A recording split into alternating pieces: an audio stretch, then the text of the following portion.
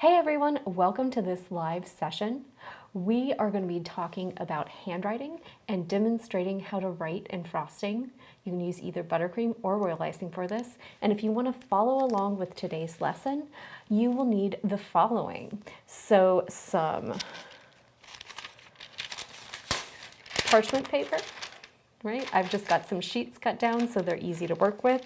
Doesn't really matter what size. I've used a ruler and either a pencil or a pen or a marker to just make myself some little templates to make writing easy. So I have some set widths there. And then we're going to use a bag with a number 3 tip, and I'm going to put a coupler on it just so that I can change if I want. And you want some buttercream. I've got mine colored. You don't even have to do that if you're practicing at home. This is just so it stands out here while I'm doing it for you all. So you don't even need to color it. It's just some buttercream. And if you prefer and you know how to make it, you can also make royal icing. That won't melt in the bag on you, so it can make it a little easier to practice with. So that's just a quick note. So the first thing we're going to do today to get started is we're going to make a bag. So I have a 12-inch decorating bag. I have the 2 pieces of my coupler assembly. The larger one goes inside the bag and the ring fits on the outside to keep the tip in place. I've got a little pair of scissors ready, and I've got a number 3 tip since that's what we're going to use today. So I've got this disposable decorating bag. I'm going to get it open, slide the large portion of that coupler down in there, and just give it a little gentle bit of pressure. Don't push too hard. You don't want to really jam it in there because it'll make it hard to get out later. And I'm going to take my scissors and I'm just going to cut just a little bit past where that coupler fits down in the bag. So I want to make it so that when I'm cleaning up later, I have a little bit of lip. Right, so just a little bit of that bag to grab onto to help force that inside portion back out. These can be kind of difficult to get out, especially when you're using slippery, greasy frostings like buttercreams and everything's all melted, and it can make it really hard on you. So if you cut kind of flush with the end of the coupler, it's going to make it hard to get out later, and it's going to make cleanup harder on you. This also will give you a nice little seal with the tip if you're using runnier frostings. So I always advise cutting about 1/4 to 1/2 inch past where that rests down in the bag. You can then place your tip on the end and use the ring to secure it nice and tight. Let's see. There we go. So once that's in place, we're going to go ahead and load our bag up. So I'm just going to pull some frosting forward, get that ready. I've got some on my scoop, and I made sure it's a nice consistency. You don't want it too cold. Likewise, you don't want it too warm.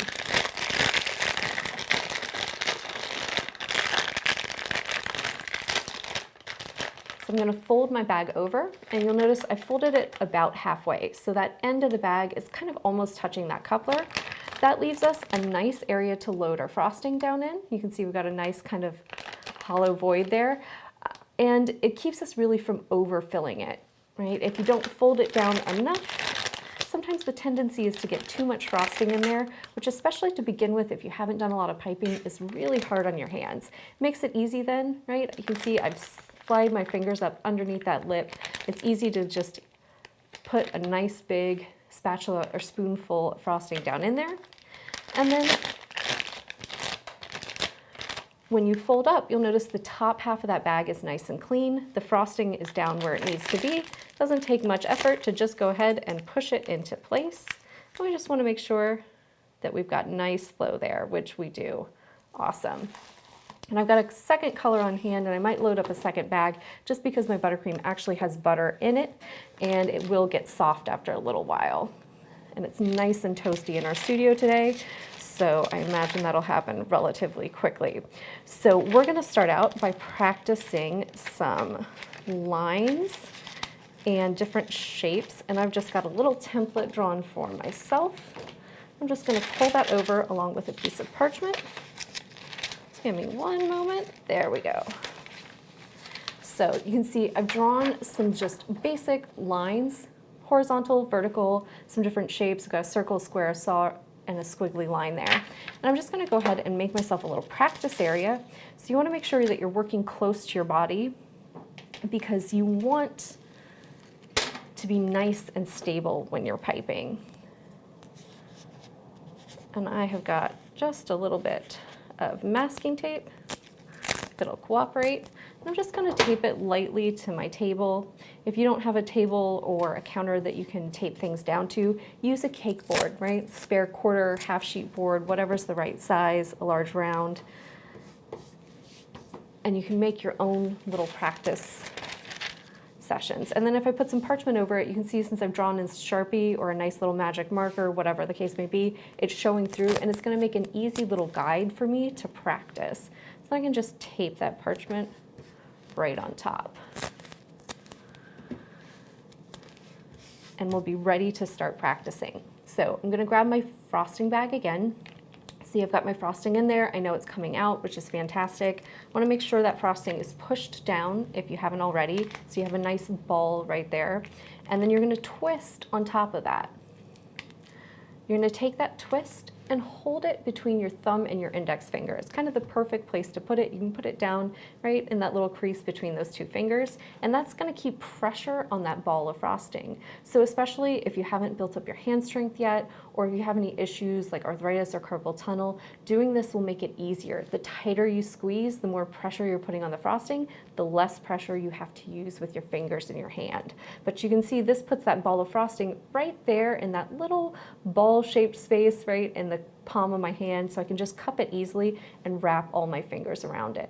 This means I'm using my entire hand, right? When I'm squeezing all my fingers, all the tendons, all the ligaments in there, all those muscles, it's gonna be much easier on your hands and you're gonna get much less fatigue. What I see a lot of times when people start out is they'll curl it around their finger. And this holds that frosting in place and keeps it from squeezing back out. But you'll notice now the only thing I'm using to put pressure on this bag are my fingertips. It's actually very straining, especially on your hands. So you'll often cut off the circulation to your index finger doing that. And you're also putting a lot more stress on your hands and making what's already a hard task even harder. So just make sure you're holding your bag properly. When I'm piping straight up and down, I'm right-handed, so I'm holding with my right hand, and it's kind of like my gross motor function and my stop and go. So think about it like the brakes or the gas pedal on a car. And then I'll usually take my left hand to kind of brace it and help guide it. And when I'm working close to the surface, whether it's a tray or a cake, I'm always trying to brace my elbows, my forearms, something on either the edge of the table, the rim of a tray, something of that to help steady myself. That'll make your job a lot easier because you're making a more stable structure. You're gonna require less muscle control, right? And it's gonna make things a lot steadier and a lot easier.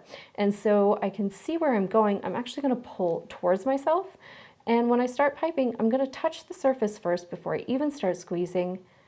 I'm gonna pull up as I squeeze, and I'm just gonna let the frosting do the work. Gravity is going to pull that line, let it drop into place. And this is something where slow and steady wins the race. That'll give you nice, beautiful lines. When I stop, I'm going to touch the surface again, release my pressure, and then pull away. And that's going to give us a really nice, clean line with a clean start and a clean end. What I see a lot of times is people will get a little nervous. They'll start squeezing before they get anywhere near the surface, which you have this kind of tail of uncontrolled frosting then. It's gonna give you a big kind of, I call them little heads, right? And if you keep squeezing as you go away, you're gonna get tails on the end. So you'll get kind of like little, think of them like little dachshunds. They're almost like little long wiener dogs where they have little heads and tails. So that's one thing to work on. Really touch the surface, whether it's a cake, a cookie, on top of fondant first before you start squeezing, and make sure you release your pressure before you pull away to kind of complete your line. So I'm just gonna practice a few, and I'm doing this one-handed, so that I'm not blocking your view. And there's a couple of things to keep in mind. Like if you pull too fast, you're probably gonna get breaks. If you go too slow, and I've got air bubbles today, you're going to get maybe wiggles or a buildup or something like that. Those mean that you need to work on your rate. So you need to work on the rate that you're moving your hand in relation to how hard you're squeezing, right? If I squeeze too hard and I'm not moving fast enough, I'm gonna get wiggles and squiggles and kind of uncontrolled lines. If I'm moving too quickly and not squeezing hard enough, I'll probably get breaks in my line. The other things that can cause breaks would be air bubbles in your frosting, which will happen with buttercream occasionally. It's just one of those things you can't avoid, and occasionally you will get those batches where there's just tons of air bubbles. And while it's annoying, it's something that happens to everyone. Try not to get too frustrated. And when you're starting out, I always recommend practicing things a few different directions so you get used to the motions. It then kind of becomes muscle memory, right? Go both horizontal, vertical, and practice other shapes. So things like circles. Getting nice circle outlines is really just a matter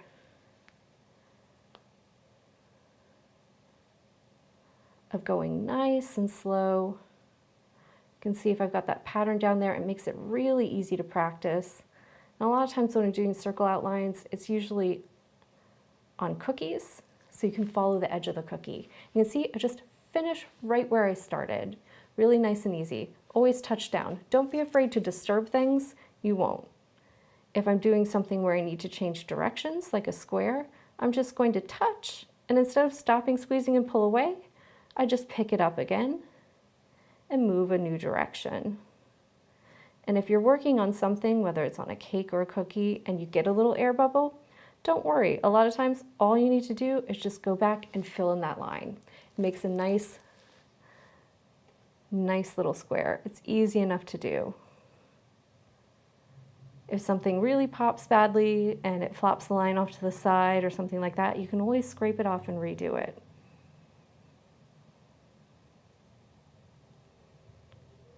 So do some stars. You can see just anytime I change direction, go ahead and touch and then move the way I want to.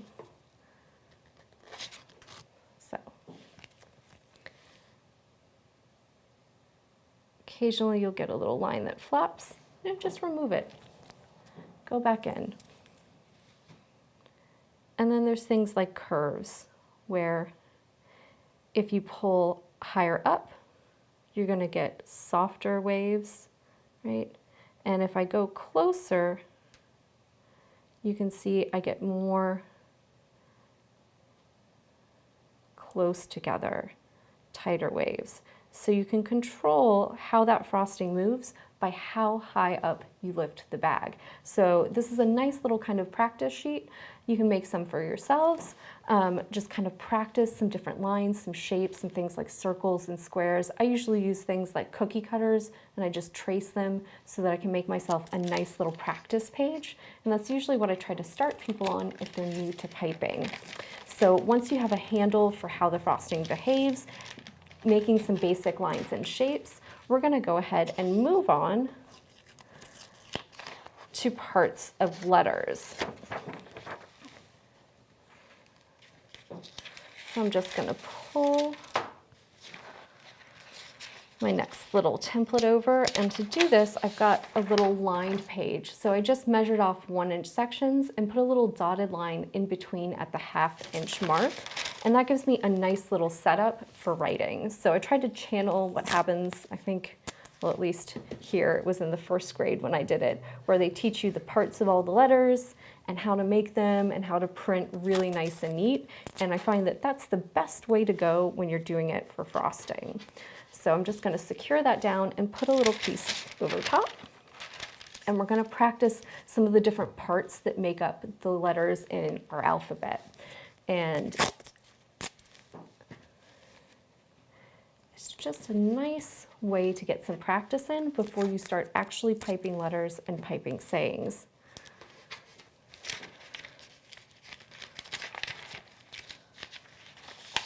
So I made myself a little key for all my different little parts, and I'm just going to kind of follow along on this and talk about some of the letters that they make up.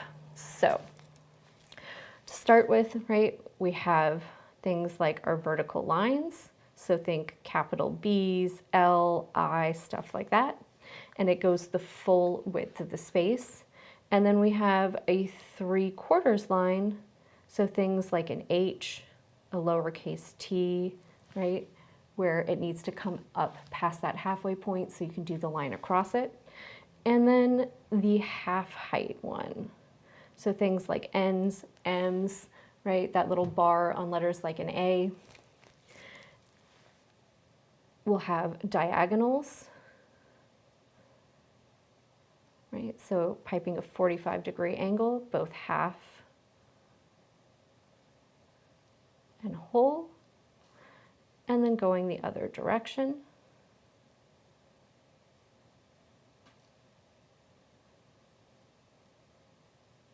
So things like X's, W's, V's, right? If we were going to make a V, we would just do 2 of those little lines. And then we have little horizontal bars. So think the bottom of an uppercase L, the cross on a T, the bar on an H, an A, the 3 bars on, say, like an uppercase E, or the one that'll be in the middle on a lowercase e. I've got my dot for the top of my eyes. And then we've got a variety of curves. So we're going to do various C curves for both things like a C, A, B, D, E.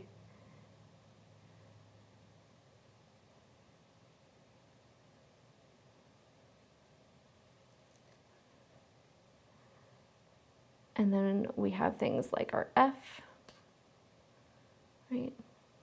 Lowercase f, our J. So these are kind of like hooks. I'm sure they have an actual proper name. Right? And then the backwards one for our Q. And various arc shapes as well. So think M's, N's, R's. And some of these shapes can kind of be joined together. An S is actually basically just 2 C curves, right? And we're just doing it really, really tight.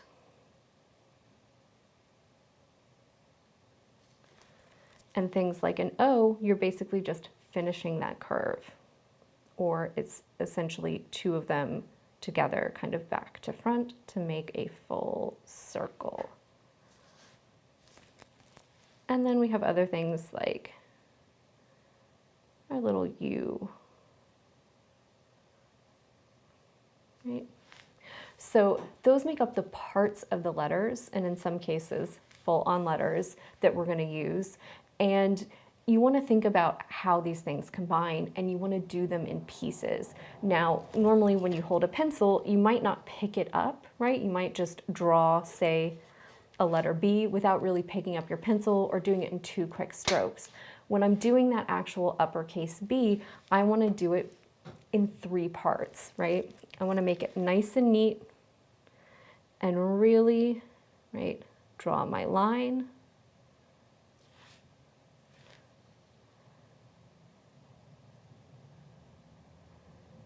Make 1 C curve.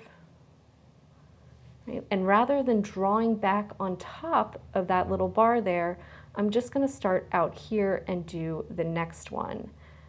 By not building up layers of frosting, you're going to get much cleaner letters and much clearer ones, and you're going to have less bulk to them. So it's going to be easier, especially if you're writing smaller on the top of, say, smaller cakes, or maybe you need to write a long phrase and those words are starting to get really tiny. It's going to be much easier and much clearer to read them if you do things in individual parts rather than just continually writing with your bag of frosting and letting it build up in layers. So that's one of the really big tricks about writing and frosting, is breaking down your letters into their respective parts and then piping each of those parts individually. Yes, it takes more time, but you'll get clearer, more legible printing on your cakes, and you'll have less chances that you need to redo things because, say, you lose the space in an O and it's starting to kind of look like an I, and you don't know if it really is legible or not, right? So there's things like the letter E, you're going to do a C curve, and then do a line across, right? It's very easy to start making my letters out of the little pieces that I'm drawing. So if I want to do something like an M, do a line, do one of my arcs. I could stop there for an N, or I can do a second one for an M. And it becomes very easy once you get a little practice and you start thinking about it.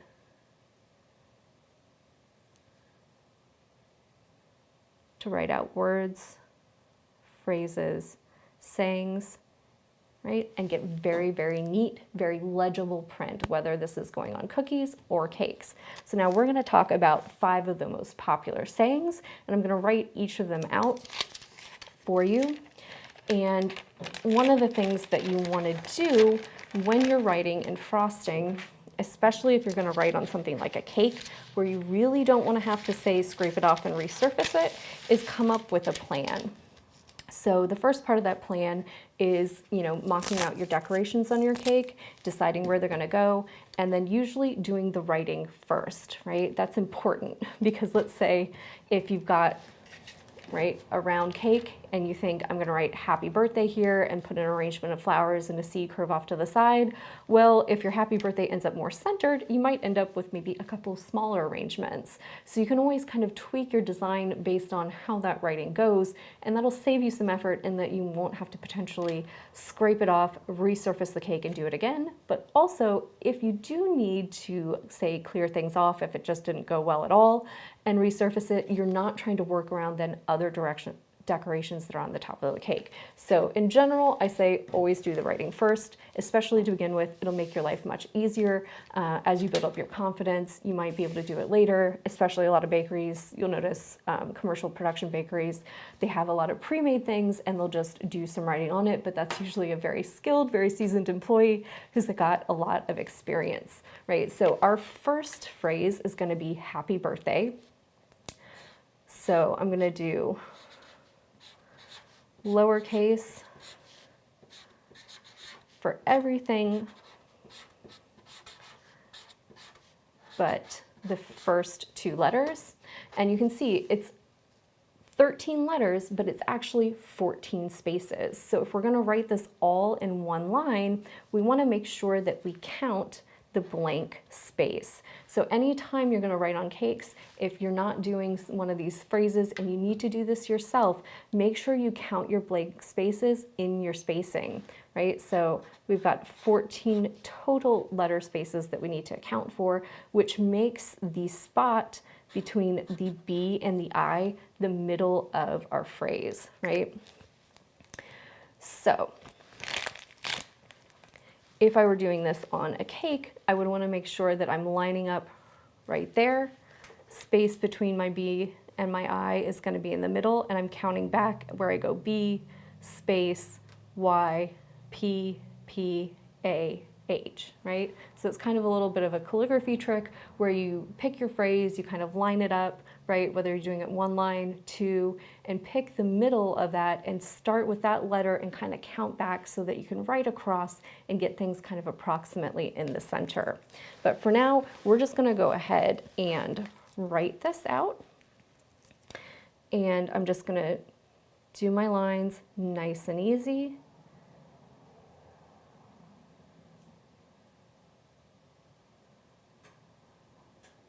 And to start with, to practice, it's much easier to make even letters if you have a little guide, because you know what's halfway, what's fully to the top, right? You can see H, 2 vertical lines, 1 horizontal.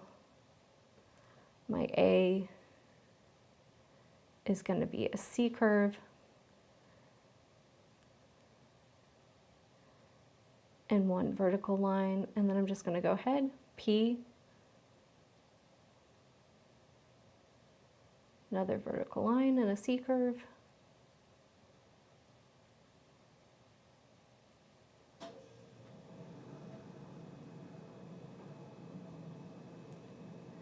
And then my Y.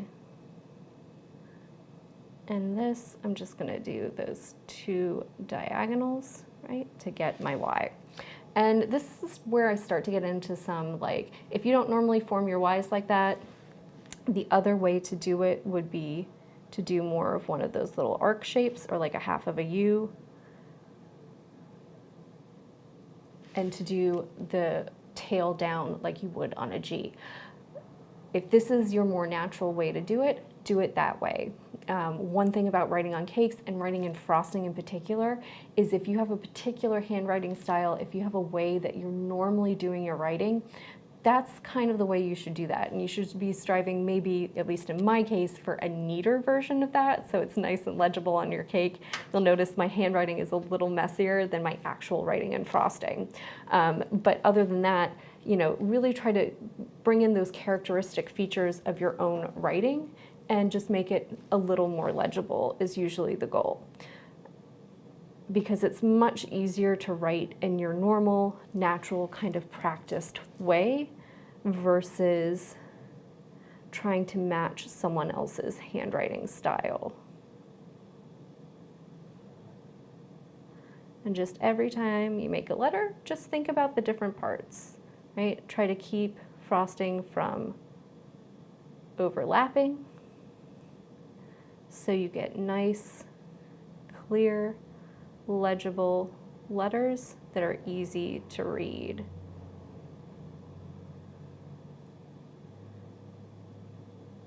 And anytime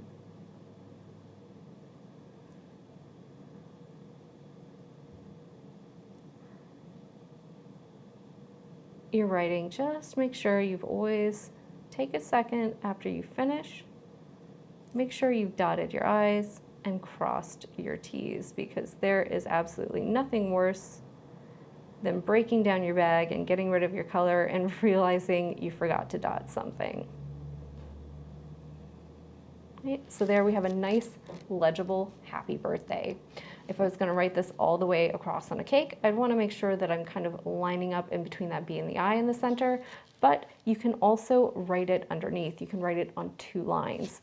This is also a good way to kind of judge if you want to practice out on sheets first and make sure that you have enough space to write in your natural, normal kind of handwriting in a sized letter that's going to be easy for you to accomplish on the surface of your cake, because then you can kind of just pick up your parchment and look at it, and you can see maybe if you then need to divide it up, maybe write happy on top, birthday underneath. Although to begin with, it's a little easier if you're just trying to write things on 1 line, because then you don't have to worry about spacing in between words. So I'm going to put happy birthday aside because it's looking fantastic.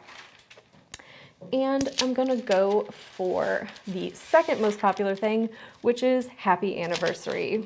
So 1, always make sure you're spelling it right. I don't know why, but it's a commonly misspelled word. Probably right up there with congratulations.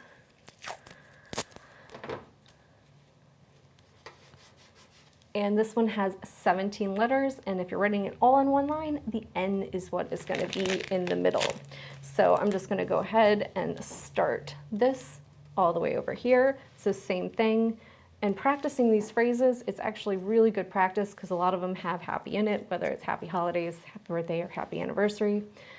And it's a word you're going to write a lot because those are usually occasions where people are ordering cakes and they want it personalized.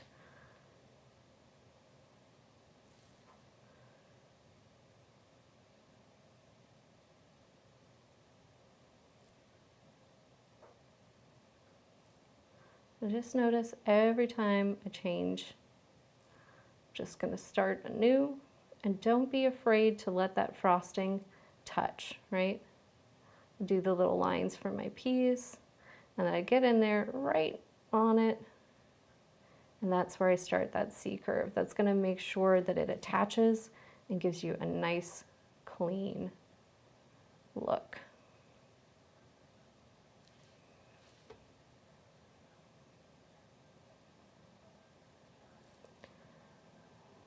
And things like your A's, just make sure you touch,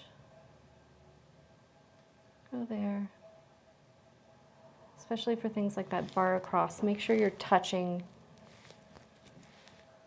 before you finish your line.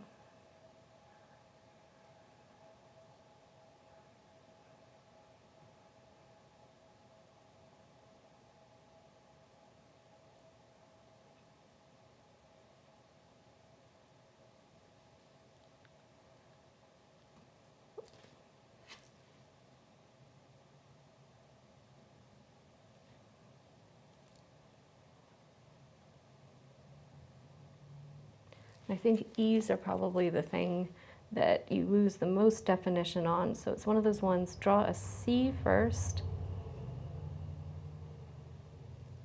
and then pull that bar across to connect, and you'll get a nice looking E with an open spot in the middle every time.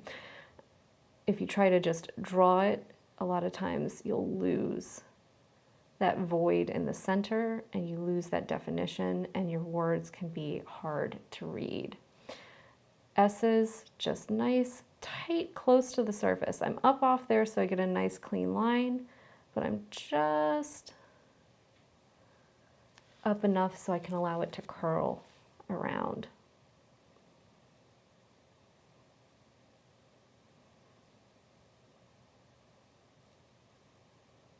And as expected, it takes up.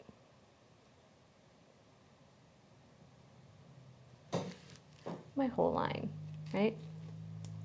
So other things like happy holidays, right? You might want to write on, say, 2 lines. If you're doing multiple lines, make sure you're lining up the words underneath each other. So I'm just going to go ahead and go like this, and I'm going to write my happy, and I'm going to try and line my holidays up underneath, just to give you an idea of double line spacing.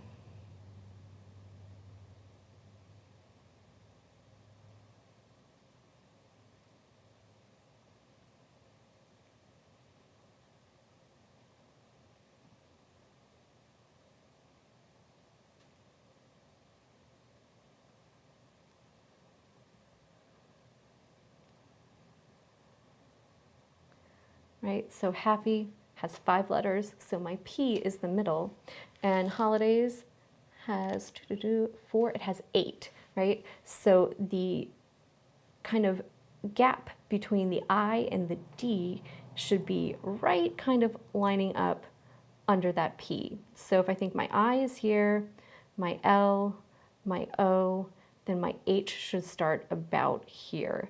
So it's a nice way to kind of walk, right? Step yourself back and give yourself the correct starting point. And depending on exactly which letters it is, because some of them are skinnier, like L's and I's, may not be exactly perfect, but it should line you up so that you're relatively centered and it looks really pleasing on a cake.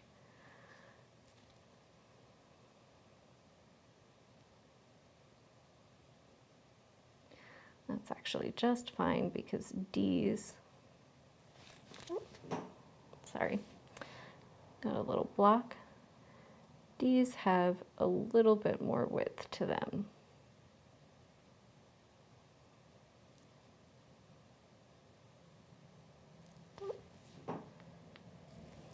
Sorry, had a little clog there.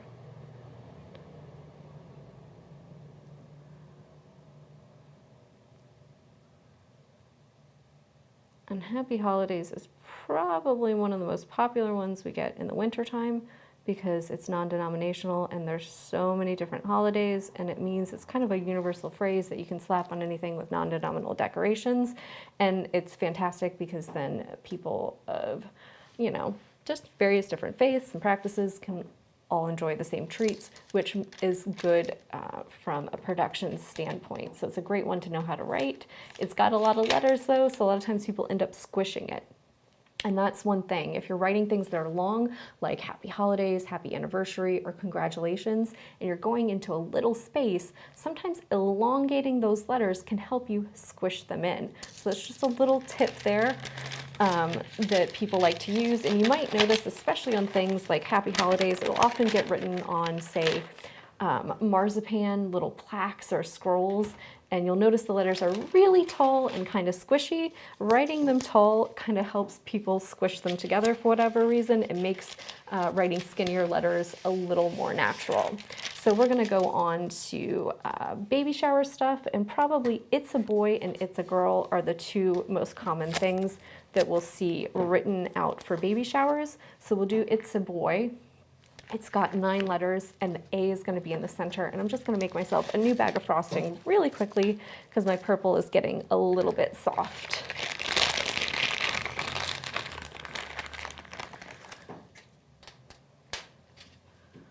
Just give me one moment, and I'll get some frosting in this bag, and I'll switch over to my blue.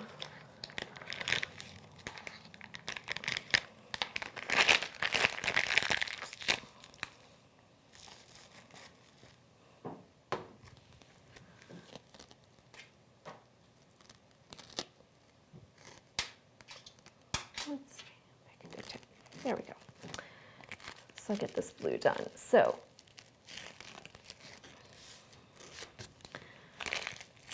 we're gonna do "it's a boy." One, don't forget the apostrophe because it's a contraction. It's for "it is." So you wanna make sure you get your apostrophe in there. The A is gonna be in the center. So if we're trying to line this up in the center of our cake, we would have an A space S-T-I. So we're gonna go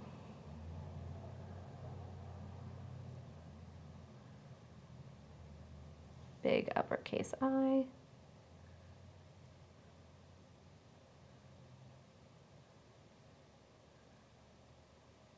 T,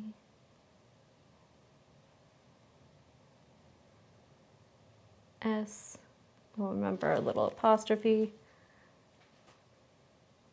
leave space for that A,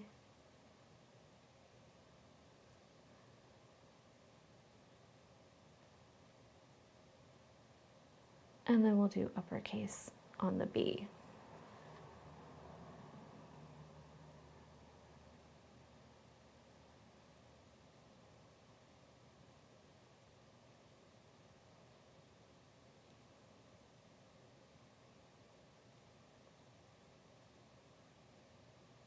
And we're nice, we're beautiful, we're centered in the middle of the paper, so fantastic. And then the last one that is really popular is congratulations. So any kind of achievement, whether it's work, school, sports, congratulations is a word you're gonna write over and over and over again. And the L is usually the center, and we're gonna go over U-T-A-R-G-N-O-N-C.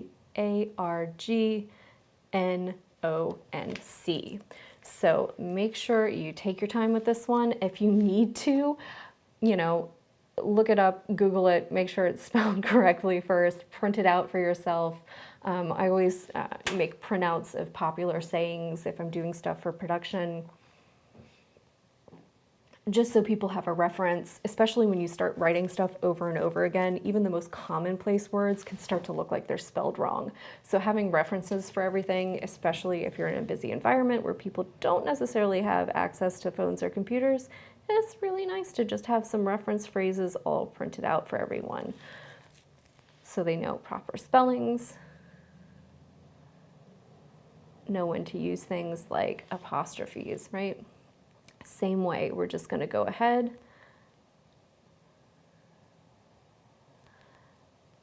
and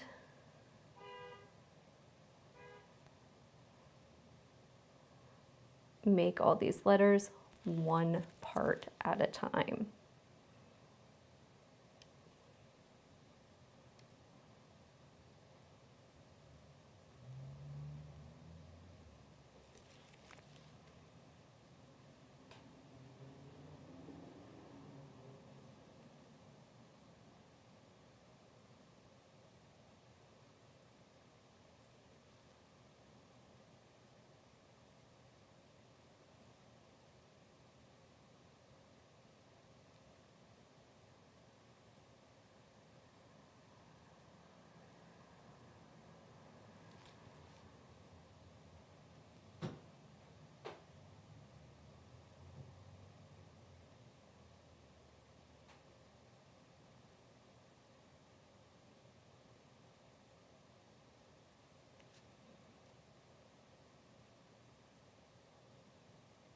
Fantastic. And if you have to do anything, look at explanation points. Just make sure you factor stuff like that into your spacing.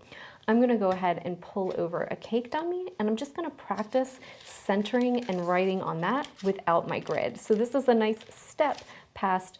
We've practiced some on top of our template with our spacing right between our lines and showing us how tall our letters should be and all that good stuff. And once you feel comfortable doing that, it's nice to have something to practice on that's not a cake, because if it's a cake, you might have to end up scraping things off and redoing them. And so I like using the little cake dummies for this. It's nice visualization. If you need to even, you can go ahead and do things like mark out, right? Do a little cross in the center of your dummy, right, with some Sharpie or something like that, so that you have that kind of, I know where my center is, I know where the midline is, both horizontally and vertically, and it'll help you some with your spacing, right? So that you'll know if you want to get things in the middle, you want to go all in one line, you want to go above and below if you want it 2 lines, if you want it off center to one side or the other, or up in a particular quadrant. It can really help you lay out your spacing for cakes and get some good practice in. And for the purpose of this, I have a circle cut, right, that kind of matches the top. And if I want to do something like write happy birthday on 2 lines, I can take my pencil and just kind of mark it out a little bit and play with my spacing. So if my plan for my design is, say, to have a grouping of flowers off to the side, and I want to write happy birthday in here, probably on 2 lines because it would be hard to do it on 1, then I can do things like go ahead and just mark myself some little lines where I want to write, and then kind of play with my spacing on my letters and where I want to write them and how I want them centered, right? So this is a good way to kind of map out your cakes, because I want to make sure that my happy is far enough over so that when I start my birthday, it looks like the actual letters are centered. You can also do things like think your computer softwares where stuff is left justified or right justified, you know. You can really play around with how things are written on your cakes and make sure you have enough space. One trick that I use sometimes, right, if I'm a little unsure of something, I want to make sure that I get it really nice, especially if you're doing stuff with buttercream, is to take my ruler, right, because I know happy is going to take about 2.5 inches and birthday is going to take about 4, and just go ahead and, let's say for the sake of a cake, I would just use like a toothpick or a skewer, maybe a cake tester, and just draw, right, a little faint line there. That gives me a nice little guide to write on. It's basically making little ruled lines for yourself.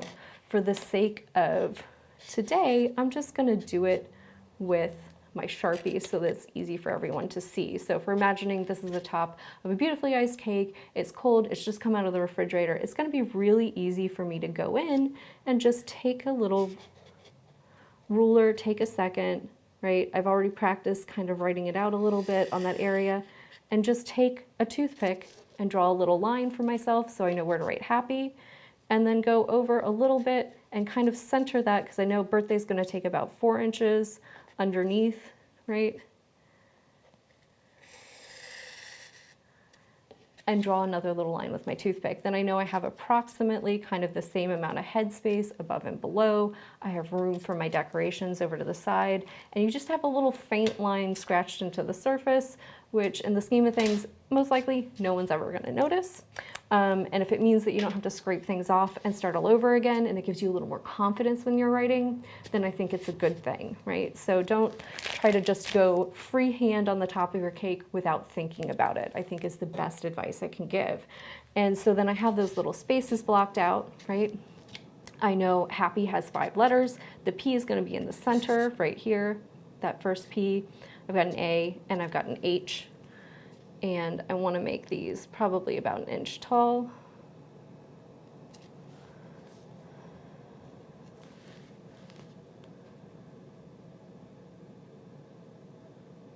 And you can see I find it easier to start at the bottom of the letters and pull towards the top, because then I'm not kind of blocking myself at any point in time.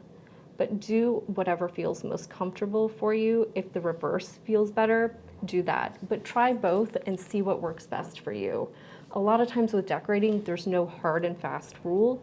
And you can see I've got my left arm underneath and my right arm kind of propped up. That's gonna help me steady things and put me in a good position so that I'm not disturbing my cake, but my hands are nice and steady.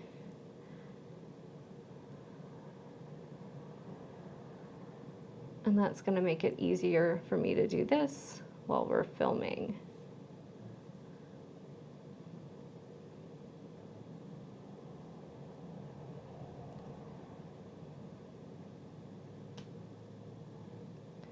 And I'll just get that last little Y in there.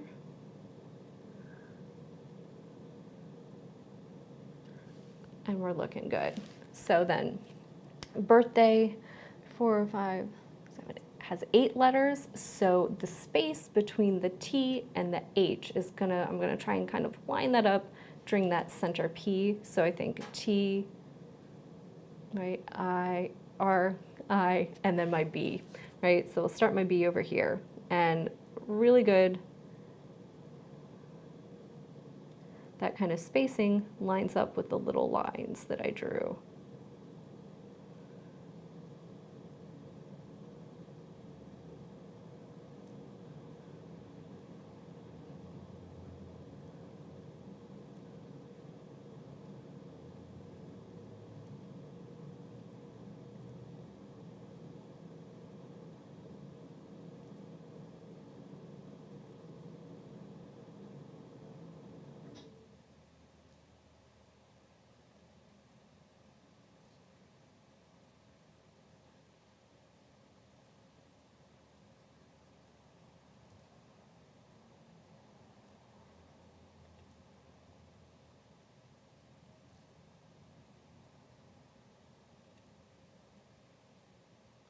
Yep, so it's about 3.5, close to 4 inches on birthday. So you can see that gives me a really neat happy birthday. It's super legible, it's straight. I've got plenty of space for my decorations to embellish the side of my cake. And if you do that writing first, then it's gonna be easy to place those decorations around it. So if you meant to be centered and you ended up off-centered, switch up how you're planning on decorating that cake a little bit, right? So if it was supposed to be even stuff all the way around, maybe shuffle your decorations off to one side. That way you don't have to scrape off, resurface, and rewrite. So those are just a few tips. A few other things. If you're looking to practice a lot for writing and you really want to get some work in and you want to do things like practice lines, shapes, squares, practice your letters, maybe go through the alphabet a couple of times, lowercase, uppercase, that's going to be some good solid practice that I would suggest doing it. And if you're maybe, say, have sloppy handwriting, you haven't really thought about things like that in a long time. I know a lot of us use our phones, computers, and maybe don't pick up a pencil every day. Go ahead and print out an alphabet guide. There's lots of stuff you can pull from the internet. Print out some sheets, practice something so it's nice and neat, and develop your own particular style. So think about things like whether your Y's are going to be straight lines or curved. Same with things like you know, how you do the backs of your Q's, how you make your F's, if your T's are straight or if they have the little curl on the bottom, and come up with something consistent. I know when I did a lot of cookie decorating as a job, anytime we had a custom order that had to be written on, we were all rushing to be the first one to start writing because we wanted the order to be in our handwriting. It's always easier if you're going in your own natural handwriting, in your own natural style.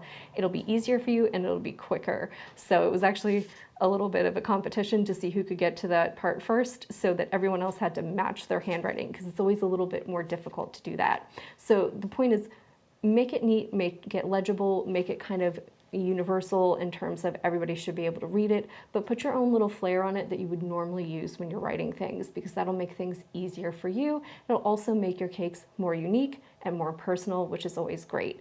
And the most important thing when writing is take your time. Don't rush. I always say rushing usually equals redoing, right? And that takes way more work than just taking your time and doing it slowly and really making a nice, neat job of it. It'll usually ensure that you only have to do it once instead of maybe having to do it 2 or 3 times.